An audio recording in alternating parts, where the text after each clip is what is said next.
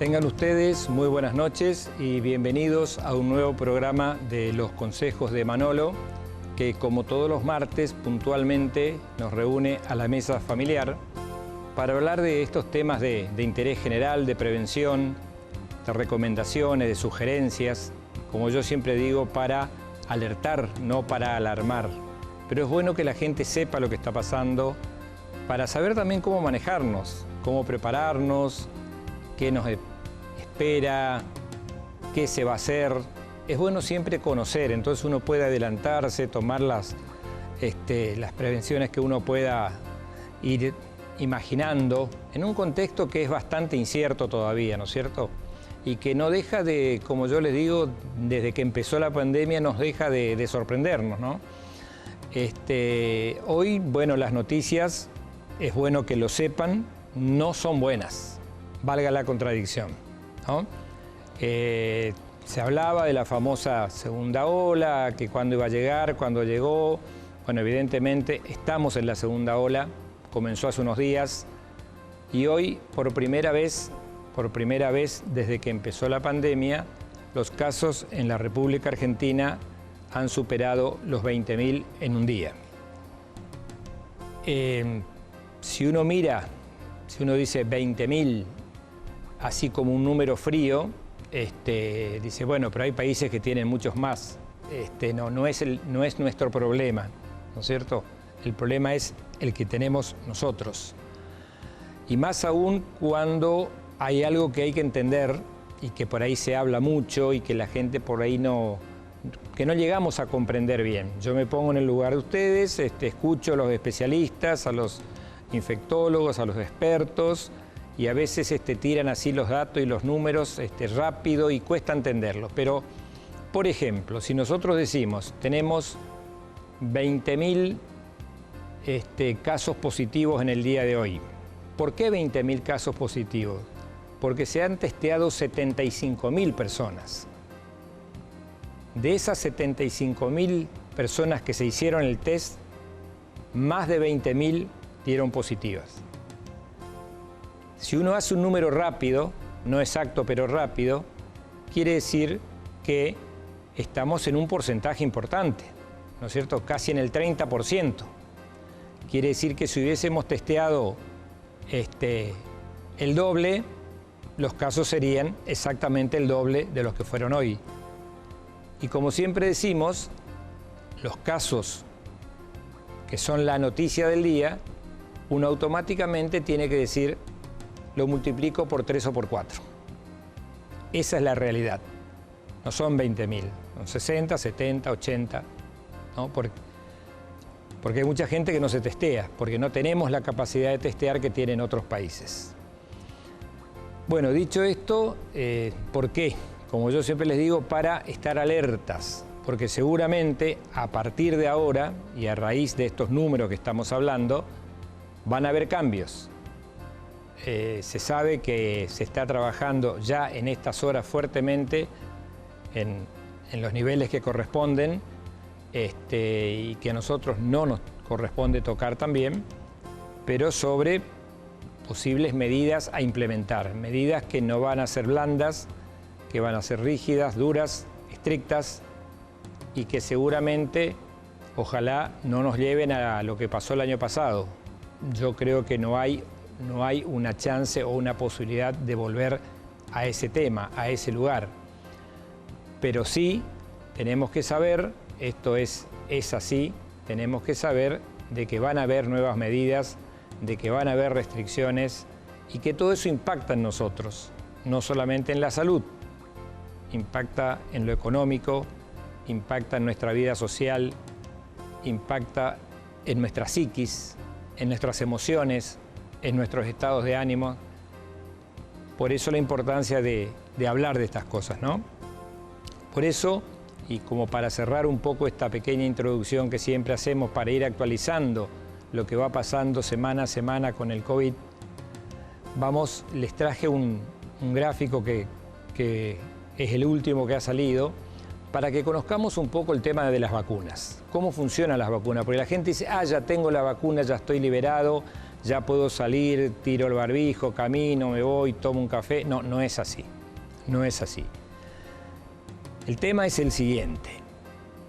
La vacuna, una vez administrada, requiere mínimamente de 15 a 20 días para empezar a generar inmunidad. Inmunidad que llegará a ser completa cuando recibamos la segunda dosis, que todavía tiene fecha incierta. Entonces, la persona que hoy se aplicó la primera dosis de la vacuna que fuera, de cualquiera de ellas, por lo menos durante 15 o 20 días tiene que hacer de cuenta que no se aplicó nada.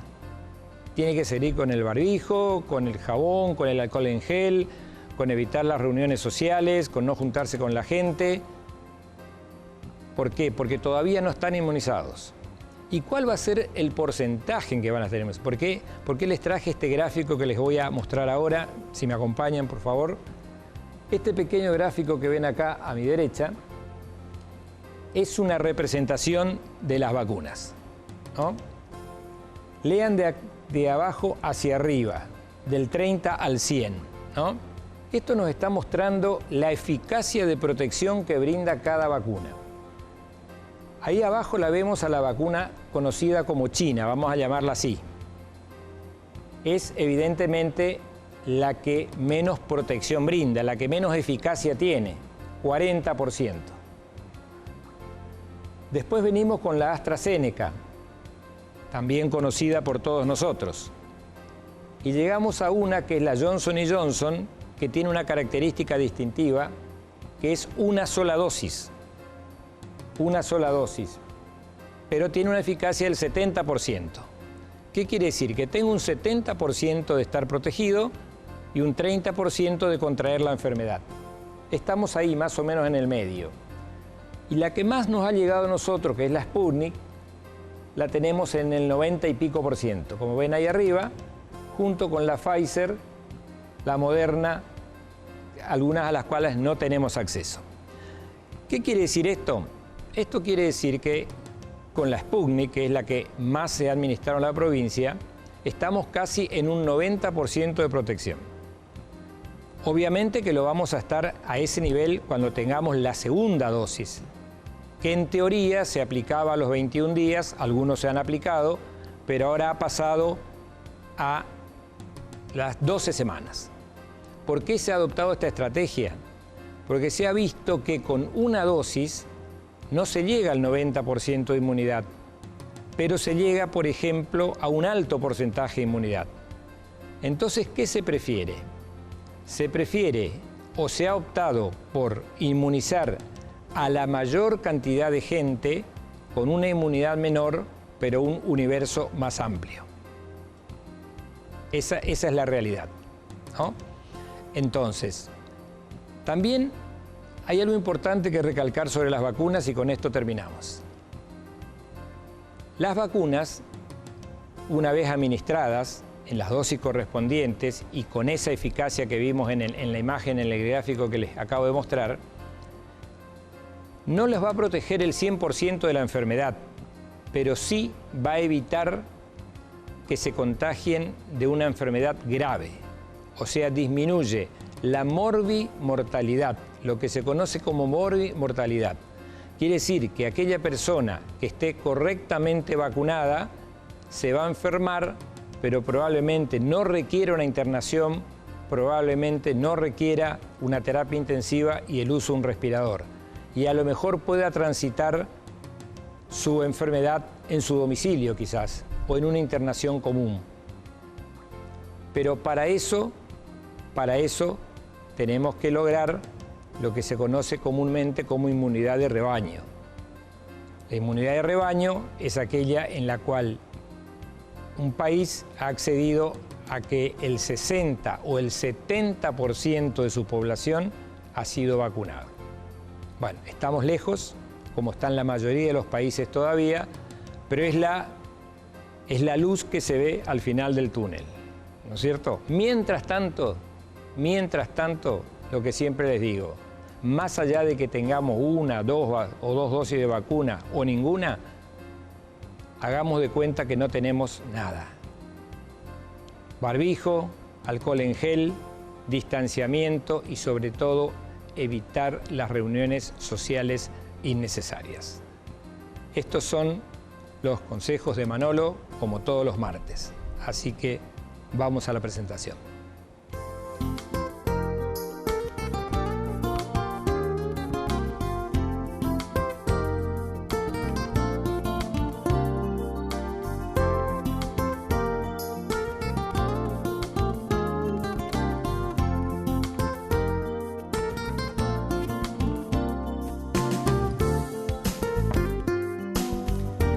Bueno, ahora sí, ya instalados cómodamente acá, un poquito más distendidos, vamos a empezar a hablar de un temita que ha motivado de que yo deseara hacer el programa solo. ¿Por qué? Porque es un tema difícil de hablar, un tema que por ahí desconocemos bastante y que... Bueno, tampoco quise comprometer a nadie, a ningún invitado, a responder preguntas o quizás a tocar temas que todavía no están bien aceitados y que desconocemos. Me incluyo. Entonces, voy a asumir la responsabilidad de lo que yo diga, de lo que pude leer, de lo que puedo escuchar, de lo que puedo ver todos los días, de lo que uno lee, escucha, mira, en fin. Nos pasamos todo el día leyendo, mirando cosas, escuchando a los que saben, tratando de aprender de los que saben más, copiando a los que ya pasaron por esta experiencia. Porque hoy vamos a hablar de un tema que ustedes se van a dar cuenta de que llevamos 1 año y pico de pandemia y se habla muy poco, y que es el COVID en bebé y en niños. Pónganse a pensar y a mirar para atrás. ¿En cuántos programas se ha hablado de la enfermedad en los bebés y en los niños? ¿No es cierto? Se ha hablado de las escuelas, de esto, de lo...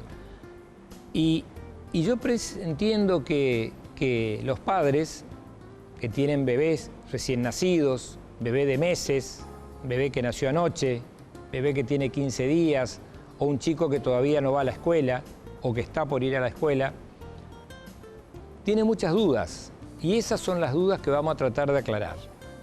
Por eso, durante el transcurso de esta semana, yo fui recolectando, ¿no es cierto?, los interrogantes que más se fueron presentando y cuáles eran las preguntas que más nos hacen los padres, los abuelos, los tíos, que quieren saber sobre qué pasa con los bebés y con los niños. Porque sabemos ya que está instalado lo de la escuela, sabemos algunas cosas, pero sabemos poco de la enfermedad en los niños y realmente se sabe poco. Y de vacunas ni hablar. Entonces, yo les voy a pedir la colaboración de siempre. Tengo unas preguntas que las fui juntando y las voy a presentar ahora, que son las que me han hecho en la calle, en el sanatorio, en el supermercado. Y quiero que me ayuden con las dudas que ustedes tengan, a ver si las podemos, a lo mejor no sacarnos del todo, pero por lo menos conocer un poco más de la enfermedad en los niños. Por ello, la primera pregunta que surge o que surgió y con la cual vamos a comenzar el programa es esta que vemos a continuación, ¿no? ¿Pueden contagiarse los niños? ¿Pueden enfermarse los niños de coronavirus? Bueno, por supuesto que pueden enfermarse, pueden contagiarse como cualquier otra persona. Están tan expuestos como nosotros. ¿Por qué? Porque viven en comunidad y el virus es de circulación comunitaria, o sea, está en todos lados. O sea, un chico no va a un cajero, un bebé no va a hacer la cola en el banco, pero el virus circula en la comunidad y circula en los domicilios, circula en todos lados. Y si no circula el niño, circula el papá o la mamá que va a traer el virus a casa. Entonces, los bebés y los niños, cuando digo los bebés, vamos a hablar más o menos de hasta 1 año, y cuando hablamos de niños, vamos a hablar de 1 año para arriba. Entonces, De que pueden contagiarse totalmente, de la misma manera que se contagia cualquiera de nosotros, a través de las gotas, ¿no es cierto?, que son expulsadas por la boca, al hablar, al gritar, al besarle, al acariciarle a un bebé, al mimarlo, al darle el pecho incluso, ¿no es cierto? De eso vamos a hablar también después. ¿Y por dónde le ingresa el virus al bebé? Le ingresa por la boca, le ingresa por la nariz o le ingresa por los ojos, como a cualquiera de nosotros. Ahora, eso no quiere decir de que necesariamente vaya a enfermarse o a enfermarse mal. De que se puede contagiar, se puede contagiar. Quizás ni nos enteremos que se contagió. Encima tenemos un inconveniente. No pueden usar barbijos. Cuesta mucho que se laven las manos constantemente, al contrario, les gusta ensuciarse las manos. Meten todo en la boca, se refriegan los ojos, lloran por cualquier cosa y lo primero que hacen es refregarse los ojos para que uno los mime. Entonces, ¿que los niños están expuestos al contagio? Totalmente. Al estar expuestos al contagio, pueden adquirir la enfermedad. Y después vamos a hablar de los síntomas que hay en la enfermedad. Primera pregunta que se nos ha planteado, ¿no? Segunda pregunta, que va un poco prendida con esa, ¿no? Y que dice algo así como, ¿pueden contagiar los niños? Al revés ahora. O sea, un chico que fue contagiado, que tiene la enfermedad, ¿puede contagiar? Y sí, por supuesto que sí. De la misma manera que lo hacemos nosotros. Hablando, gritando, llorando, tosiendo, estornudando, sin barbijo, o sea que está, y encima el chico grita y llora, o sea que expulsa esas famosas gotitas lo más lejos que puede, ¿no es cierto? Entonces, los adultos, o los otros chicos, o los otros convivientes del domicilio de la casa, obviamente que se pueden contagiar de un chico. Es más, se pueden contagiar de un niño que no saben si tiene la enfermedad, porque en un 90% es asintomático, o sea, no tiene ningún síntoma. Entonces yo voy, lo alzo, lo acaricio, lo mimo, le doy un beso, me abraza, me pasa la boca por acá por el cuello, me estornuda en la cara y obviamente que me puedo contagiar. Y ahí sí yo me voy a contagiar con la enfermedad grave, con la enfermedad complicada, ¿no es cierto? No con la enfermedad que tiene el bebé, que es muy leve, que es muy tenue. Entonces, los chicos pueden contagiarse y a su vez pueden contagiar a los demás. Algo que estuvo en muchísima discusión durante mucho tiempo, pero que está totalmente comprobado y que podemos aseverar, Pueden contagiarse y son contagiadores, por decirlo de alguna manera. Entonces, son chicos que trasladan la enfermedad, que transportan la enfermedad, y si yo tengo a un niño en mi casa que está enfermo de coronavirus, pero que no tiene síntomas, está contagiando la enfermedad, y lo llevo el fin de semana a la casa de los abuelos para comer el asadito del domingo, y está sin protección porque no puede usar un barbijo, y obviamente que dentro de la casa la mayoría de la gente no usa el barbijo como tal vez debiera usarlo, obviamente que un bebé de un año y medio puede contagiar a una persona adulta, a una persona de 70, 80 años, a una de 40, a una de 15, al hermanito de 15, y le puede provocar un serio problema. Entonces, tiene que quedarnos bien claro que los niños pueden contagiarse y a la vez pueden contagiar, que padecen una enfermedad muy simple, muy tranquila generalmente, pero que son uno de los elementos que han hecho que esta pandemia sea justamente una pandemia, ¿no es cierto? Porque se ha transmitido en forma inimaginable y nadie hubiese pensado, como todos lo hicimos al principio, que íbamos a llegar a esta situación que llegamos hoy, de más de 20.000 casos en un solo día, ¿no? Bien, tercer pregunta. ¿Cuáles son los síntomas de la enfermedad en los niños? ¿Cuáles son los síntomas de las enfermedades en los niños? Bueno, acá tenemos que hablar básicamente de tres tipos de síntomas. Tenemos los casos asintomáticos, o sea, es el chico que se contagió o el bebé que se contagió, tiene su periodo de incubación de 3, 4, 5 días, comienza con la enfermedad, cursa toda la enfermedad 1 o 2 semanas y después se cura. Y no tuvo absolutamente ningún síntoma. O sea, es el chico que estuvo enfermo y asintomático, o sea, sin síntomas. Ni siquiera nos enteramos de que tuvo coronavirus. Esa es la forma más leve, el asintomático. Tenemos un segundo grupo, que es el chico sintomático leve, también llamado oligosintomático o poco sintomático. Es el que cursa la enfermedad como un resfrío común, como una gripe tranquila, con un poco de moquito, con picazón en la nariz, con agüita o secreción nasal, por ahí una febrícula, o sea, 37, 37,2, un poco de inapetencia, estornudos, tose un poquito, o sea, como si fuese un cuadro gripal. Y así pasa los 10, 15 días de la enfermedad y no pasó a mayores. Y no pasó a mayores. Entonces tenemos el asintomático, el que no tuvo ningún síntoma, y el que tuvo síntomas muy leves, y como fueron muy leves, quizás ni lo llevamos al médico, porque dijimos, no, es un resfrío de esos tanto, es una alergia, es el cambio de clima, y a lo mejor estuvo cursando la enfermedad. Pero fíjense que en esos 14, 15 días que estuvo cursando la enfermedad, estuvo contagiando, estuvo expulsando virus. Esos virus fueron a las personas que los rodean. Las personas que los rodean los llevaron al trabajo, al cajero, al supermercado, a la feria franca, a la calle, a la circulación comunitaria.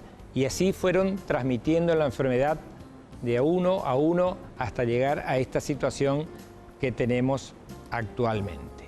Como ven, los niños son un factor importante en el curso de esta pandemia, pero gracias a Dios totalmente asintomáticos o con enfermedades muy leves, salvo un caso muy especial que vamos a describir en breve, ¿no? Bien, seguimos interrogándonos y preguntándonos. Antes quería comentarles que cambiamos de número de WhatsApp, recuerden, para comunicarse, olvídense del año pasado. Hoy nos vamos a comunicar con el 3764 14 55 53. Todos los mensajes que quieran o que deseen ya están llegando, los vamos a ir tratando de leer. Creo que vamos a tener tiempo para hacerlo la mayor cantidad posible, porque hay veo que hay bastante inquietud con el tema y trataremos de aclarar lo mejor posible. Entonces hablamos de que los chicos pueden contagiarse, de que los niños pueden contagiar a otras personas y que pueden enfermarse también. ¿No?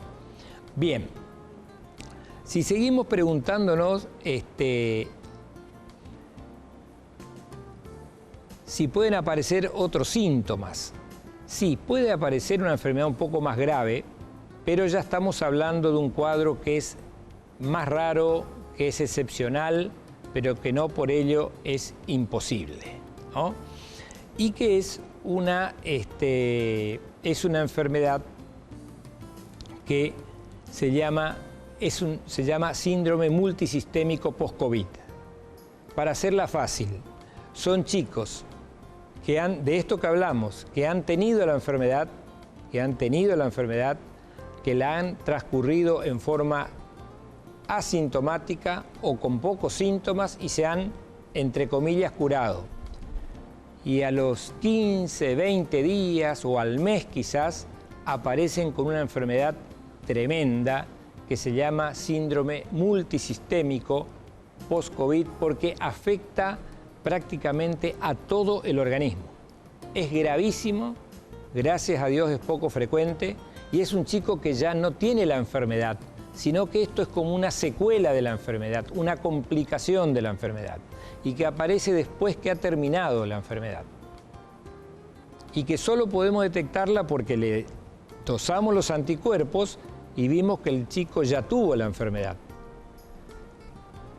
Y es una enfermedad grave, cursa con fiebre alta, dolor de garganta, comienza como una gripe común y corriente, fiebre, dolor de garganta, dolor de cabeza, llanto persistente, inapetencia y comienzan los otros síntomas, dificultad para respirar, afectación de los pulmones, afectaciones cardíacas, afectaciones renales, el chico puede entrar en insuficiencia renal, afectaciones cerebrales, afectaciones musculares, afectación sanguínea y puede incluso terminar con un desenlace fatal. Eso es lo que se conoce como el síndrome multisistémico, ¿no es cierto?, que, como les decía, se presenta en poquísimas oportunidades, pero cuando hay una enfermedad de este tipo hay que descartarla y pensar si esto fue la consecuencia o no de un cuadro de COVID anteriormente que ha pasado inadvertido, que ni siquiera llevamos al chico al médico porque no tuvo, digamos, síntomas alarmantes, como lo que siempre decimos, bueno, si tiene fiebre alta, dolor de cabeza, dificultad para respirar, falta de aire, ¿no? Es el caso más difícil, el caso más tremendo, el caso más patético y el que uno no desearía que le pase a ningún niño jamás. Bien, siguiendo con las preguntas que fuimos recogiendo, ¿no es cierto?, a lo largo de esta semana, nos vamos a encontrar con esto que les contaba. Si podíamos llegar a la enfermedad grave. Sí, podemos llegar. Pueden. Los niños pueden llegar a tener esa enfermedad grave, es lo que se conoce como síndrome multisistémico, es como lo que les diría como una infección generalizada, como un shock séptico, nada más que en vez de ser producido por bacterias, es producido por el propio virus, del coronavirus, y que después se van agregando otros gérmenes y son chicos que terminan en terapia intensiva, con respiradores y con la evolución que uno, bueno, nunca quiere nombrarla, pero que lamentablemente puede ocurrir. Y para cerrar este primer bloque de inquietudes que tenemos, vamos a otra inquietud que ha surgido mucho en la semana y que es una pregunta que nos hacían sobre qué pasa con los chicos asmáticos que tienen COVID. Si tienen si tienen tendencia a tener la enfermedad o si tienen la enfermedad van a pasarla peor. Bueno, evidentemente acá corren las generales de la ley. No es que el hecho de ser asmático va a hacer que se agarre una enfermedad por coronavirus. Ahora, si el chico es asmático, es muy probable que sí tenga más síntomas que los que yo le he nombrado. No va a transcurrir probablemente como una enfermedad asintomática u oligosintomática, sino que va a ser una enfermedad un poquito más grave como es en los adultos. Cuando uno habla del adulto sano que se agarra un COVID y tiene chances de pasarla no tan mal. Ahora, cuando un paciente adulto es diabético, es hipertenso, tiene el colesterol alto, tiene una obesidad importante, lo que se llama una obesidad mórbida, tiene una enfermedad inmunosupresora como un cáncer o está en tratamiento con quimioterapia, obviamente que si a eso le agregamos el COVID, no la va a pasar muy bien, ¿no es cierto? Lo mismo pasa con los chicos. Si un chico que es asmático, se agarra un COVID, obviamente que la va a pasar peor que un chico que no tiene asma.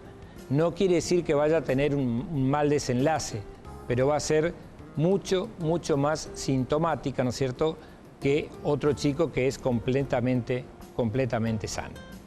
Bueno, estamos un poquito pasaditos de la mitad del programa. Hemos llegado más o menos a la mitad de las preguntas que hemos recolectado. Así que les propongo una breve pausa. Vamos a leer las preguntas que tenemos para ir presentándolas al final del programa. Así que nos quedan preguntas muy interesantes que nos ha formulado la gente, ¿eh? Así que les pido que nos tomemos un descansito de 2 minutos y ya seguimos con estas pequeñas recomendaciones que son duras, son cosas que hay que hablarlas, porque hay que entender que los chicos se pueden enfermar y que a alguno le puede tocar y que a alguno también le puede tocar mal. Ojalá que no, pero como siempre le digo, mejor es prevenir que curar y mejor es alertar que alarmar. Ya volvemos.